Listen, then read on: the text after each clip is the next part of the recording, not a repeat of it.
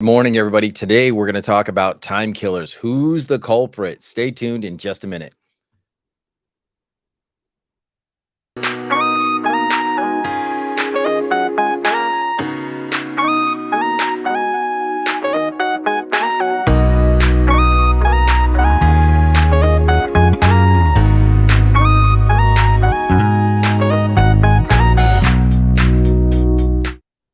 Well, good morning, everybody. Welcome to another edition of Rise and Grind. And today, we're going to talk about time killers.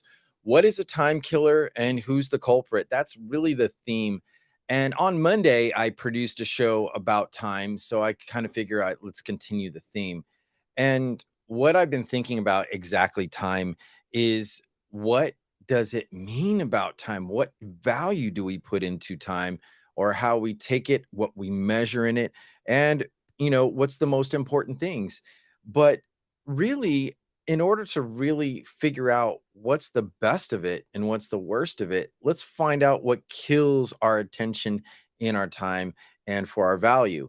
And that's something that I definitely could say has been very, very important to me, especially.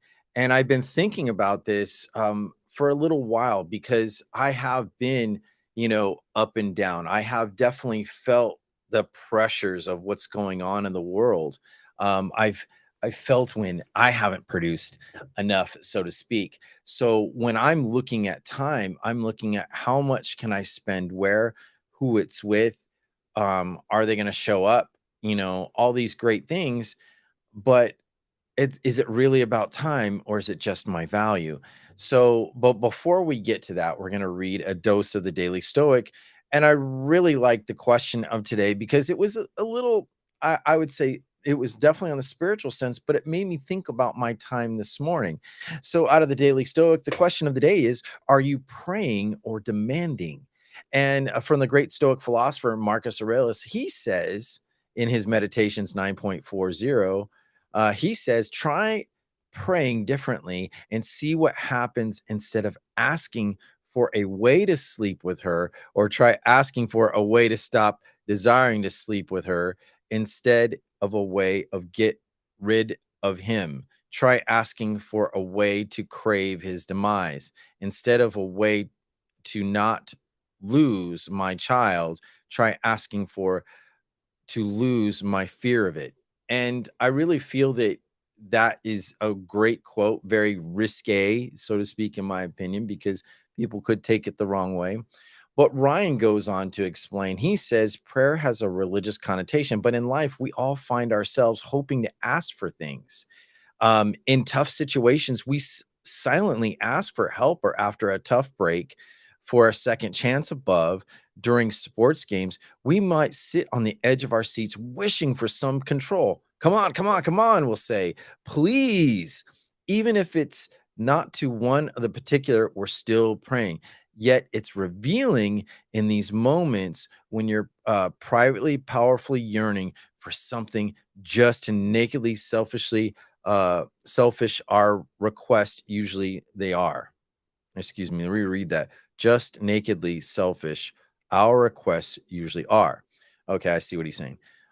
We want divine intervention so that our lives magically get be easier. But what we're asking for is fortitude and strength so you can do what you need to do. What if you sought clarity on what you do what you do control, what is already within your power? You might find your prayers have already been answered. I think that's really, really brilliant for so many reasons. For especially appropriately for this particular show. And when I think about, like in the last conversation, I talked about how people will say, I don't have time for this. Where's my value? Are you wasting my time? Anyone that you talk to, they're not going to openly admit that they say that they're wasting your time. No one's ever going to tell you, like, oh, well, what I've got to say is not that important.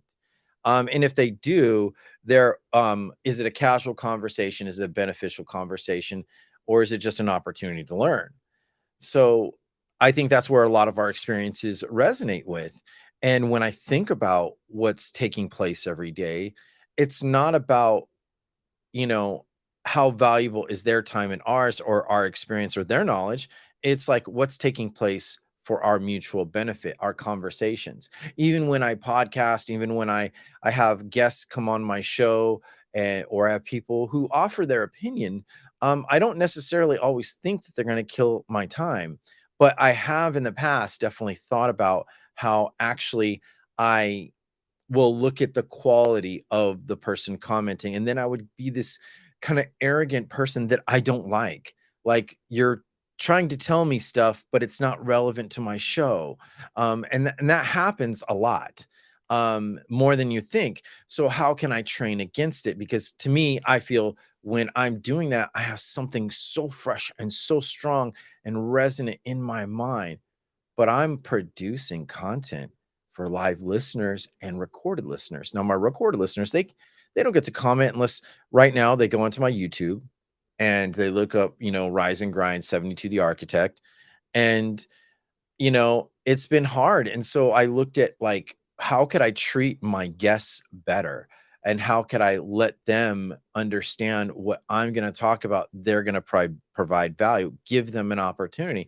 And if they're not really providing necessary value in what you're talking about on an everyday, and this goes for anything in your business, even personal relations, hear them out to a degree, but make sure that you're making clear points, asking questions, and that would be my first remedy. I do have a guest on Wisdom who I have Marshall. All right, Marshall, I'll bring you on up. I've seen your show here on Live on Wisdom, so if you people are listening on Wisdom, come on up.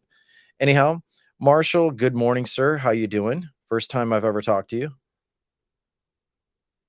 Good morning, and how are you? Thank you for letting me up on the platform. Yeah, Appreciate it. no problem. So, what do you have to provide to the content, or what are your ideas that you've been listening to that really strike your interest? Well, I would just first to comment on about like the fuming. Like I used to have that same kind of mindset where I would get kind of upset because I felt that like what they were saying is not relevant until I kind of switched my mindset to where they just kind of get filed. Like I focus on signal over noise, so it's like they just get filed into the like disagree or agree pile. Like I don't take too much time and fixate on it or putting emotional capital into it. So, would you say that you suspend your judgments for the meantime of when they're talking? Is that really what you're getting at? So that you allow them to just express themselves? Well, I just try to like actually listen, because a lot of times people aren't actually listening; they're just waiting for their turn to talk. And I Mm. know I'm guilty of that myself. So it's like I'm trying to be a better like listener, so that way like I can grasp their point of view better, so that way whenever I rebuttal, it's not coming from like an arrogant sort of way. It's coming from like, hey, well, let me show you a better way to do this, or let me help you understand this, or let me break it down to you in this way, so that way you'll be able to see the more centered view, or more realistic view of the situation. And I think that's very, very important to do that. I mean, anytime, whether you're doing it on a podcast or in person, you know, not making someone feel insignificant is a very big deal, in my opinion. And the first way, I kind of like what you were saying, is that not to put arrogance before you, in front of you, to disqualify them. Even though it might be related or unrelated, what are you learning from that person, in the moment? Some people just like to talk and talk and talk, and I get it, but there are ways to craft those conversations to be to the point or short. But how we're doing it is not easy. And I think that, especially as a content creator, I've had to go through a long journey where sometimes I used to be known as like the guy that didn't take no crap. And I really see how that kind of has cost me. I don't need to let people know that I'm that kind of personality. They'll find out. So um I think that as I'm changing my life philosophy, and in hospitality, and being humble with my hospitality, I can think whatever I want and I can literally just enjoy the experience, but make sure that what is in my time and it's not killing it. Like, hey, thank you so much for your opinion. Thank you so much for your time. You know, it's a carefully crafted, I'm exiting this conversation, in a way. Or like, So thank you for the candor. Yeah, yeah, so it's politeness. Our manners really matter. I think a lot of us have forgotten tactfulness. that. It's very tactful too as well. Yeah, tactile would be another great additional word. I think that's a great word. Your strategy, your tactics. Being tactical and saying, "Hey, thank you. I appreciate you, Marshall. You've been a great addition to my show today, and I sincerely mean that. That's not just an example, but yet it is. you know and it lets Right. people know that, like, hey, I'm welcome in your availability. I'm not disqualified, or I'm not pre-qualified out you know and I think that's one of the philosophies that we really have to explore for ourselves and develop it well. Anything else you'd like to add, because I know you only have so many seconds left? Well, really, time is all about like, you know, people tend to work on things whenever they have like clear goals and whenever they have a why. So like knowing your why is always the most important thing. Start with why, and then the rest kind of falls in place. Because if you know why, then you can sell your vision. If you know why, then you can explain it to other people. If you know why, then you'll find the motivation when you don't think you can, and so on and so forth. I Thank you. 100% agree. um And you know what? For those of you to really talk about kind of like what Marshall was just saying, if you want to read something about your why, Simon Sinek wrote two incredible books: Find Your Why and Start with Why. If you're looking for a literary to listen to or to read, Simon Sinek is definitely somebody that I would highly recommend. I have two of his books. I have Find Your Why and Start with Why, and those really gave me an intelligent articulation of what I apply myself to. And I'll make sure I put those in the notes for on my YouTube. So if you want to check me out on YouTube, look for Rise and Grind with 72 the Architect, Time Killers, Who's the Culprit. So really to really appreciate what we do and why we do it, and for what we do, is something that I think that is very, very important to us all. So getting back to the topic of time killers, it's like, are you really putting the filters on in your mind and how those filters apply to yourself? Like in the morning, I was having a heated discussion with my lady last night, and she doesn't like when I'm explaining something in a tone where I'm aggressive.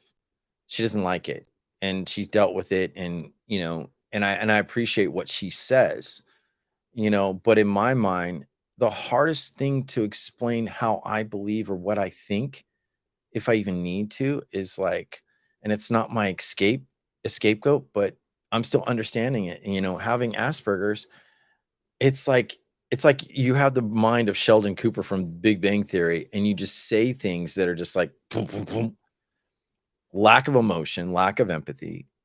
And for people who are severely empathetic, they have a hard time understanding that. And and what happens is with us, if I don't feel like the message is received well, I go on to the explaining mode. I turn into the scientist. And the real problem with that is really killed the time. So what am I switching? You know, are they listening? Because I talk so much, I've created a situation, or I've created a scenario where they are not listening to what I say. I have 30 seconds to make my point, you know and if I'm making my point, is it a clear point? Is it an aggressive point? Is it over emotional? Are they having emotions? I don't control what they do, but I control what I do. I control what I say, what I hear, and what I see. And a lot of people are automatically in that mode of listening with their eyes. They want proof. And so they will qualify things as time killers, as like, you're wasting my time by explaining so much.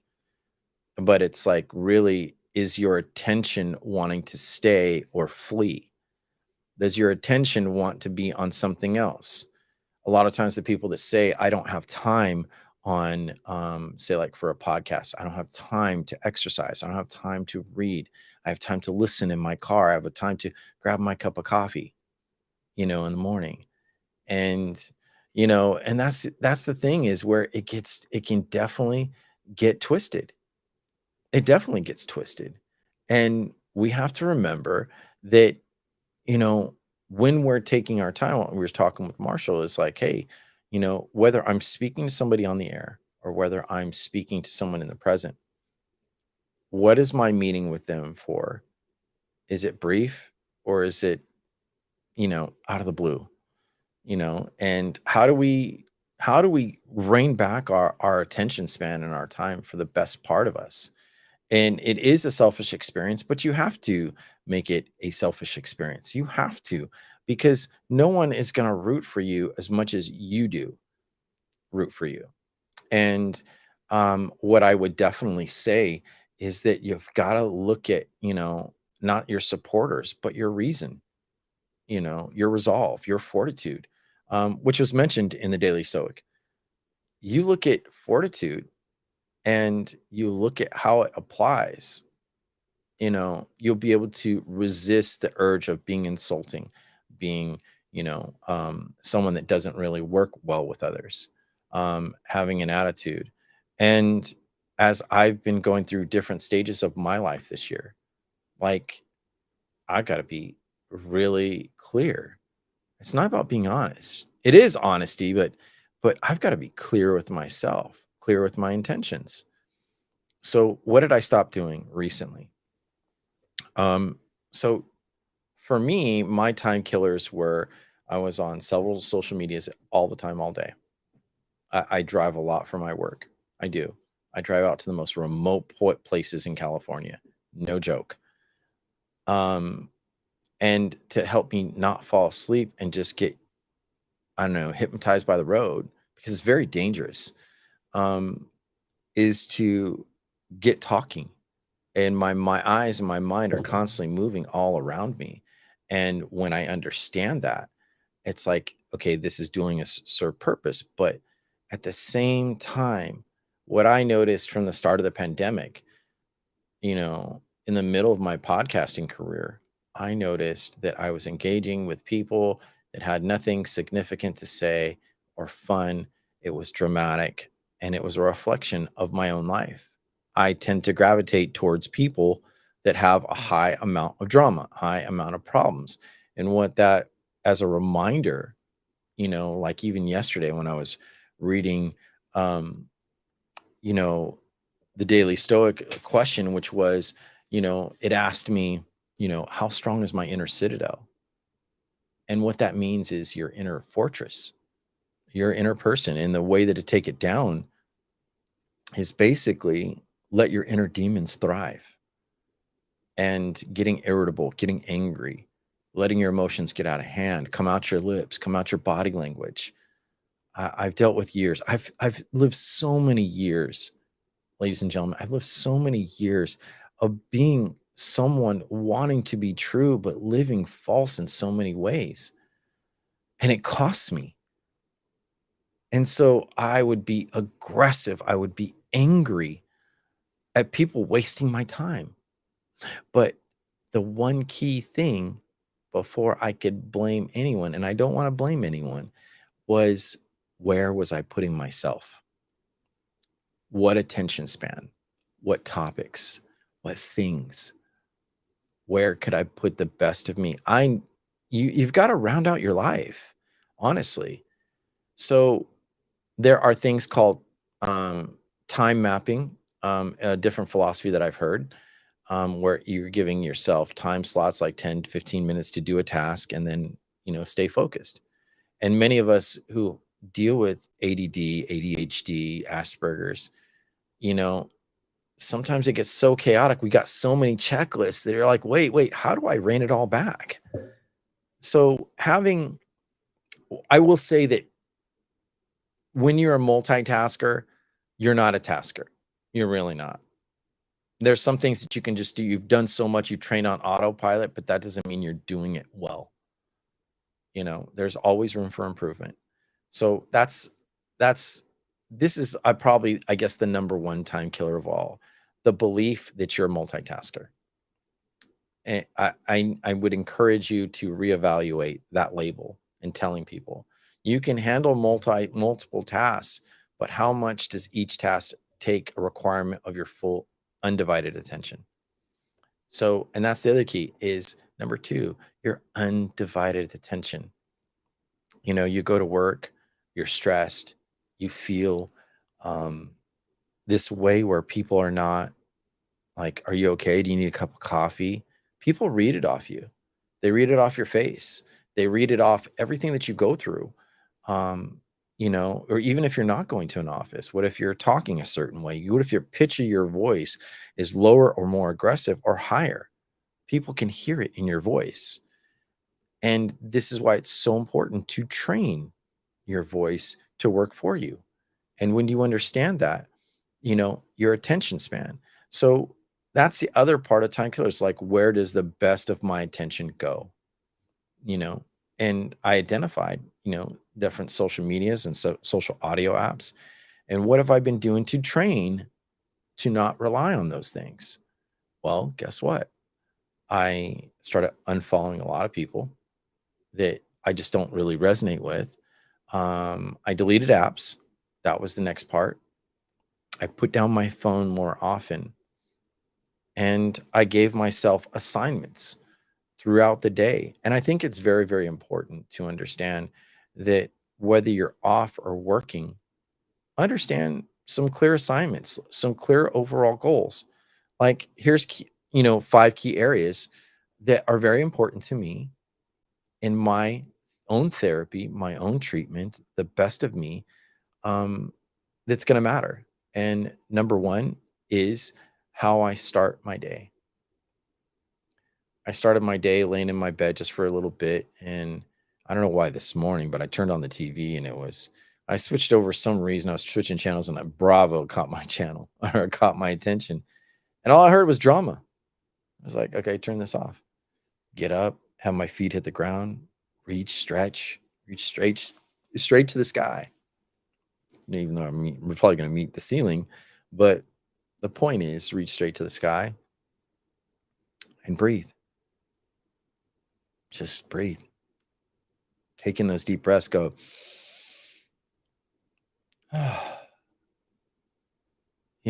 Because our bodies really work so hard when we sleep, but the value of that beginning moment is, so number one is the breathing. Number two is my environment. How do I make a mess in my environment till I have to spend so much time cleaning it up? Those are because of habits, bad habits. So understand that you are committing to bad habits consciously and unconsciously. It frustrates people when they have to overclean. So making your bed is probably one of the most important things of my day. Because when I return to that day, I want to be comfortable. I want to be received well. I want to relax. I don't want to try to figure out, like, what can I do to fall asleep? What can I listen to? What can I watch? What can I, the different things. It doesn't really matter. Number three, what are critical areas for my work and business that had to be done today? You know, that's number three. And usually I have an agenda, I have a calendar set aside that says these are all the things that need to be done. These are all the things that are due. Um, so really what it comes down to is like priorities of assignments. I've got to look at the day's order. I got to look at how I need to apply myself to making certain phone calls, meeting with certain clients and locations. What's my drive? What's the weather like? So that's a critical part of my day. So that's number three. Number four is making sure that before I step out that door for my work, my mindset is clear of clutter. Usually the clutter in my mind is from previous days or times or stressors. So You have to ask yourself, is that appropriate right now? Does it really matter right now? You know, do I need to attend to it in my mindset? Do I need to contemplate it over and over? So make sure that your mindset is clear. Number 5, my curiosity and my intentions. I combine those two, curiosity and intentions.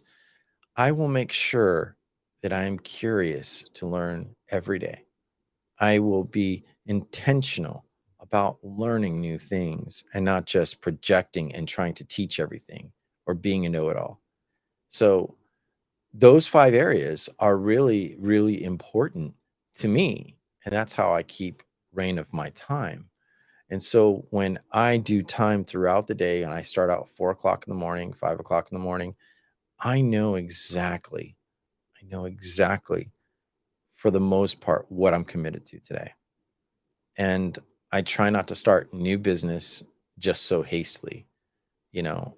And when I think about that, all the things that could come across my time, there are interruptions.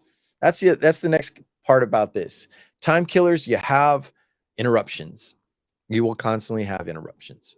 I will almost guarantee it. Unless you live in a monk in a monastery only by yourself and nothing to mind, guess what? More than likely, you will have interruptions. It's how you attend to your interruptions. And I think by allowing, whether it be people or things, phone calls, text messages, notifications, emails, letters, whatever you want to call it, um, the interrupters, are very, very important to understand. And they will come in. And this is how we can get off balance. We let too many of those things build up in our mind in the shelf, and then it hits us, and like, damn, what do I got to do? Well, what you got to do is pull it back and ask yourself, this is an unintended interruption, but for the time being, I will consider what is taking place and how I can get back to the task at hand. So have some fluidity. So that's the next part for time killers. You know, um, in time killers, you've got to have a level of flexibility for interruptions, concentration. There's clear intentions of what you want to get done, but when we look at actually what is done and what is completed, um, being satisfied by the day's end. I think that's one thing in my life that I will definitely say I'm really trying to improve is what I end with. Like last night, I didn't get home till 1 or midnight. Yeah, I didn't get home till midnight. And, you know, that's where it was like I was stressed when I got home. I wasn't feeling so great. What did I do? I made a cup of mud water for the evening formula. I just sat there for a little bit in my chair in quiet, just for about 10, 15 minutes, drinking my mud water. And what is mud water? It's my coffee substitute. I don't drink coffee anymore. It has all kinds of ingredients. And if you're curious more and you follow me on YouTube, which I highly encourage, um, it's it's basically a lot of mushrooms and herbs and elements and minerals that all combine that allow me to relax. So it is really a tea, but the way that I make it, it's kind of like it's my substitute coffee. So, like I said, if you're curious about mud water, hit me up. Also, you can find that link for mud water. You want to get some, you can get a discount for it. File on Wisdom as well here on YouTube. So, and a shout out to those who are watching me on YouTube. Shout out to those who are watching me on Twitch and all the other platforms that I'm producing to. So, as we coming to a close, you know, and thinking about what time killers are, it's understand the categories. Are they an interruption? Are they distraction? You know, um, are they crafted by you? Is it your responsibility to understand who, what, and why? Yes, it's very important. And what I think of to to really make a difference out of your day and stop telling people, don't waste my time, delay that response. Really, delay that response and say, you know what? Thank you so much for your time. Um, I've got to exit. I've got to leave for the moment, but until the next time we talk. That's probably the best way I can think of how to respond to somebody, that is interrupting or taking too much time. But make sure that at least you give them 5 minutes of your time listening instead of just responding. You may find the quickest remedy was just to hear them out. And a lot of people do want to be heard out. A lot of people do want, they want a reason to feel better, and talking to people, engaging, is very, very important to all of us. So, anyhow, I believe I have an interview this Saturday. I need to look at my calendar, but I do have one of my first interviews with somebody I don't know very well, someone I've met on TikTok, um, and a new friend and colleague. Her name's Hannah, and she's a business owner, and she wants, talk about, the innovations of our work, and are we learning skills? And I came across her on TikTok and thought she was a great personality. So definitely shout out. Also, this week, um, what am I learning? I'm learning about cryptocurrency and how to create branding. So there's this guy named Gary on Clubhouse that I've been following and learning about NFTs, where he just speaks in a way that I can really identify with. And shout out to him. So those are great things to be a part of. Anyhow, definitely shouts out to all those guests. Those, I've had 26 people come in live and listen to me. Thank you so much. Hey, Sunny Parlett, Michael J, good to see you. Cecilia, or Cicely, excuse me. Sonia, good to see you. Shane and Kristen Brown. Um, from the many, many visitors and speakers that create content. If you're not a subscriber on Wisdom, um, it's a great app to a great degree. There are many great people. You can talk pretty much about anything. It is a serious crowd. So if you want to follow me on Wisdom, you can download the Wisdom app. Yeah, join me, wisdomapp.com, I believe, or just join me in Wisdom. Find in your app store. You can do that. And if you're not following me on YouTube, I would love an opportunity to say, hey, I invite you to give me a follow, and I would love to see your engagement, all that great stuff. I just want to see you out. And I'm going to try to make Rise and Grind a little bit more often, but 2 days a week is what I can afford. So I am planning to do a man-to-man voices and stories, as well as strong father, strong daughter. And I am working on getting things more landed as well. And that means the web page, how people can easily find me on Apple Podcasts and all that great stuff. So stay tuned for that.